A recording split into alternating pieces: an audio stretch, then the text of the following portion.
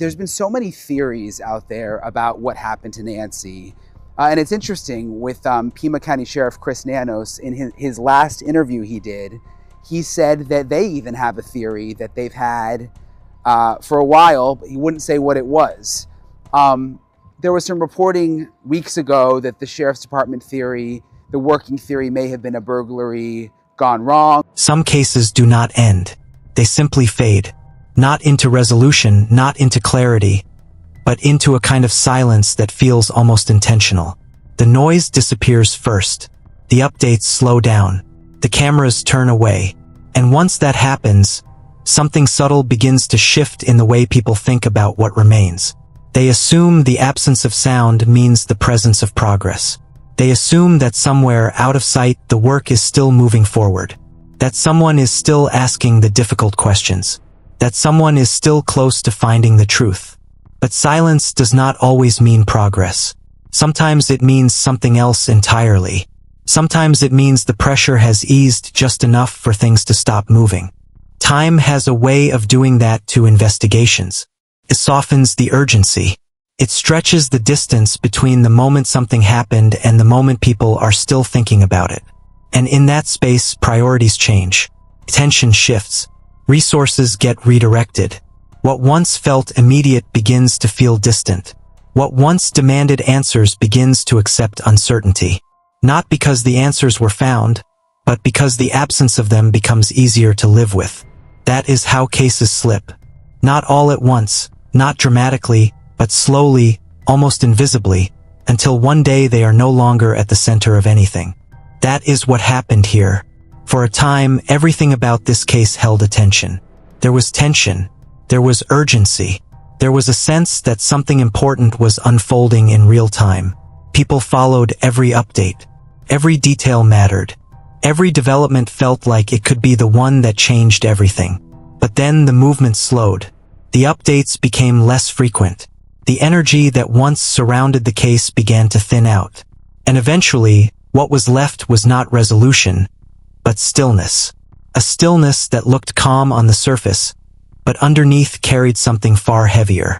Because nothing had actually been answered. Nancy Guthrie was still missing. The questions had not gone away. The uncertainty had not been resolved. The person responsible had not been identified. But the attention had shifted. And when attention shifts, something else changes with it. The intensity that drives investigations forward begins to fade. That is the moment when everything could have stayed exactly the same. The moment when the case could have continued to exist in the background, unresolved but no longer actively challenged. But that is also the moment when something different can happen. When someone looks at the silence not as an ending, but as a signal. A sign that something has been missed. A sign that the right question has not yet been asked in the right way. When Brian Entin returned to this case, he did not arrive with something obvious. There was no dramatic new evidence. No sudden breakthrough that forced attention back onto the story. What he brought was something far less visible but far more important. He brought a different way of looking at what was already there. Not focusing on what had been said repeatedly, but on what had quietly been ignored. Not asking the question that everyone had been asking, but stepping back far enough to ask a different one entirely. Because when a case reaches this kind of stillness, it is rarely because there is nothing left to find. It is usually because something within Brian did not accept that structure. He went back to the beginning, not to discover something new, but to see something differently. To look at the same timeline, the same details, the same sequence of events, and ask whether they actually made sense when viewed without assumption. Because sometimes the most important shift in a case does not come from new evidence.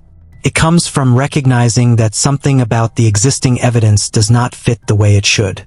And once you begin to see that, the silence no longer feels empty. It starts to feel like something else. Something waiting to be understood. Most people believe the critical moment in a case is the moment everything goes wrong. The second something breaks. The second a normal night becomes something else entirely. That is the moment people replay. The moment they analyze. The moment they try to reconstruct piece by piece in the hope that somewhere inside it, an answer is hiding. But that instinct is misleading. What matters more is everything that came before it. The time no one was paying attention. The period where nothing looked unusual enough to stop and question. Because that is where intention lives. That is where someone begins to shape an outcome long before it becomes visible to anyone else. When you step back and look at this case from that perspective, something begins to shift. The focus moves away from the night itself and toward the days leading up to it. And in that space, something subtle starts to appear. Not a clear event. Not something that would have triggered immediate concern. But a pattern. A presence that does not quite. There were small observations. The kind people do not usually remember unless they are asked directly. A vehicle seen more than once in a place where it did not seem to have a clear reason to be. Because people are not trained to treat uncertainty as evidence. They are trained to dismiss it. To assume that anything that cannot be clearly explained must not matter. And most of the time that assumption is correct. But sometimes it is not. When those small fragments are placed next to each other, something begins to form. Not immediately. Not in a way that feels obvious. But gradually as repetition replaces coincidence.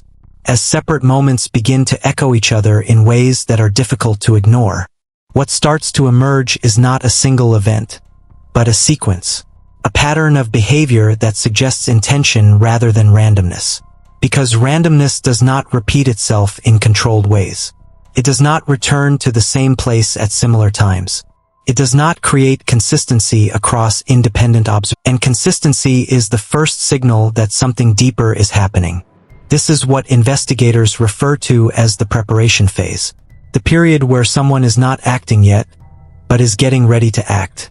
Watching, learning, adjusting, testing the environment without drawing attention to themselves. It is quiet, it is slow, and it is almost always overlooked. But it is also where the most revealing details exist. Because during this phase, the person responsible is not trying to disappear completely. They are trying to understand. They are trying to gather information. And that requires presence. It requires movement. It requires interaction with the space they are studying. And every one of those interactions leaves a trace. Not a dramatic trace. Not something that immediately points to a crime. But something that exists. Something that can be found if someone is willing to go back and look closely enough. When those traces are examined together, they begin to tell a story. A story of someone who was not reacting to an opportunity, but creating one. Someone who was not surprised by the environment, but familiar with it. Someone who had already spent time understanding how things worked before anything actually happened. And that changes everything. Because once you move from randomness to preparation, the entire structure of the case shifts. The questions change. The possibilities narrow. And the idea that this was an accident or a coincidence begins to fall apart. What remains is something far more deliberate. Once you accept that preparation existed, the next question becomes unavoidable. How much did this person know before they acted? And the answer to that question begins to reveal itself in the way they moved through the environment. Because movement tells a story. Not just where someone went, but how they chose to get there. The decisions they made along the way. The paths they avoided. The timing they followed. All of it reflects a level of awareness that cannot be ignored. In this case, that awareness becomes visible through something that is easy to overlook. Surveillance. Not just the obvious kind. Not just official systems or monitored cameras. But the quiet network of devices that exist everywhere now. Doorbell cameras. Home security systems. Private recordings that capture more than anyone ever intends to review. Individually, they show very little. A moment here, a movement there, something that seems ordinary when viewed in isolation. But when those moments are aligned, something changes. They stop being fragments and start becoming a timeline. And within that timeline, behavior begins to stand out. Not because it is dramatic, but because it is controlled. There is no hesitation. No sudden changes in direction. No visible confusion. Everything moves with a kind of quiet precision that suggests something had already been decided in advance. That the person moving through the space was not figuring things out as they went, but following something they had already planned. That level of control is not accidental. It comes from familiarity, from repetition, from someone who has already imagined this sequence before carrying it out. Someone who knows where to go, when to move, and how to avoid drawing attention. And then there is the moment that changes everything. The interaction with the camera. Because that moment reveals something that nothing else can. Awareness, intent, and confidence.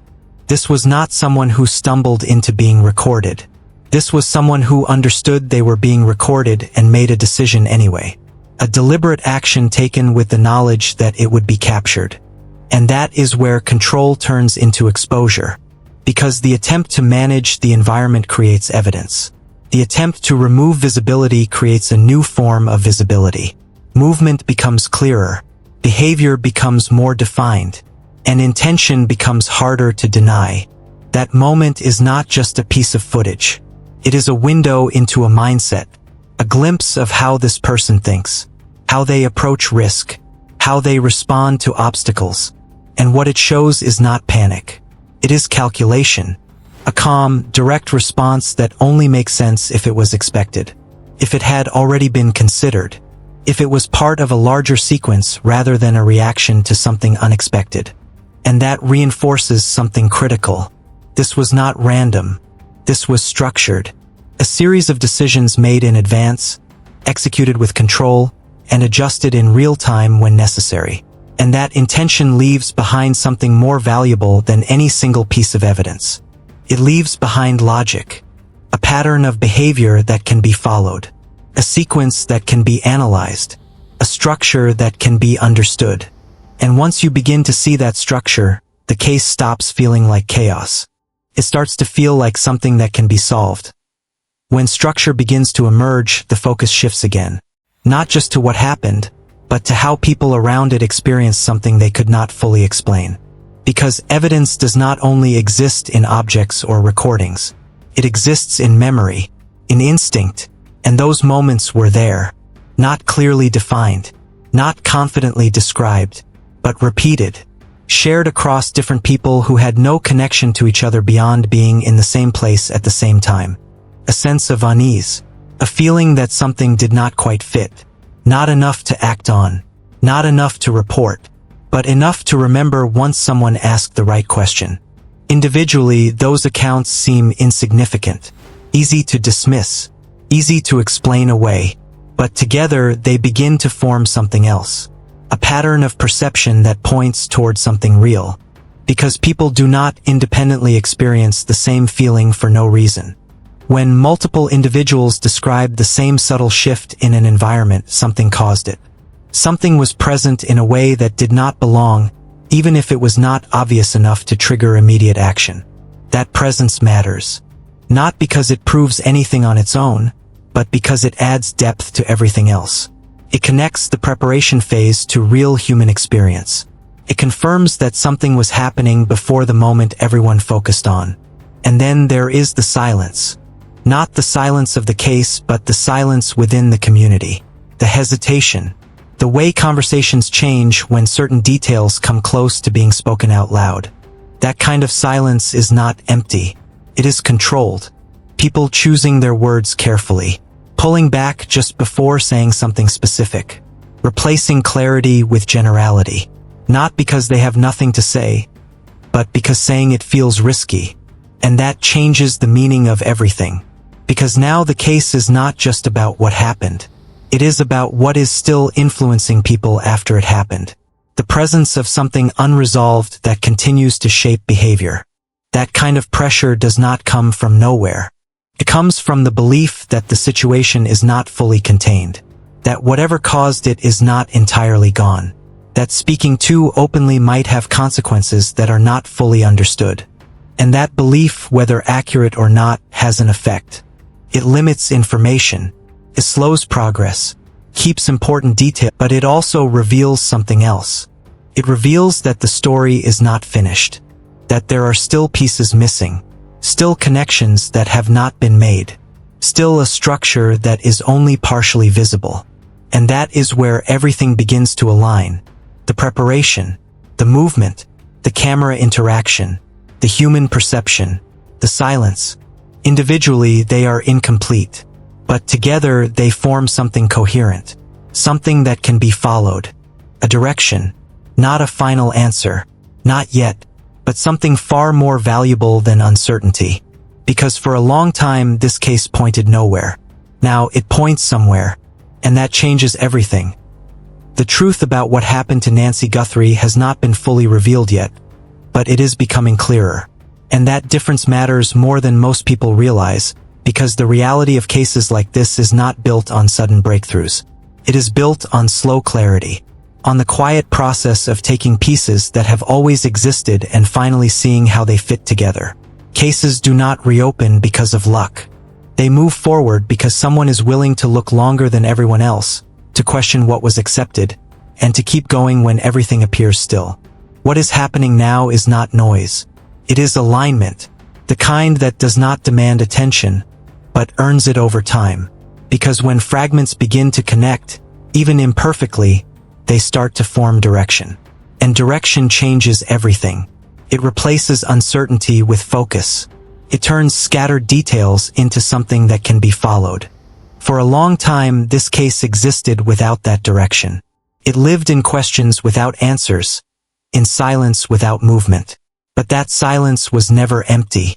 It held something beneath it, something that had not yet been understood, not yet been fully seen. And now, piece by piece, that hidden structure is beginning to surface. Nancy Guthrie was never just a name attached to a case. She was a life that stopped without explanation. And the absence she left behind did not disappear when the attention faded. It remained with the people who knew her, with the people who continued living in the space where something unresolved still existed. Waiting does not end when the headlines do. Continues quietly, without recognition, without closure. And that is why this moment matters. Because what is changing is not the facts themselves, but the way they are being seen. The patterns that were once dismissed are now being reconsidered. No plan is without weakness. No sequence of actions is carried out perfectly. Every decision leaves behind something, a trace, a delay, a small point where intention meets reality and does not align exactly as expected. Those are the places where answers exist. Not in the obvious, but in the subtle. That point is in this case. It has always been there. It has simply not been fully recognized yet. But the process has started. The pieces are no longer standing alone. The silence is no longer empty. And somewhere within the structure that is now beginning to take shape, the answer is waiting.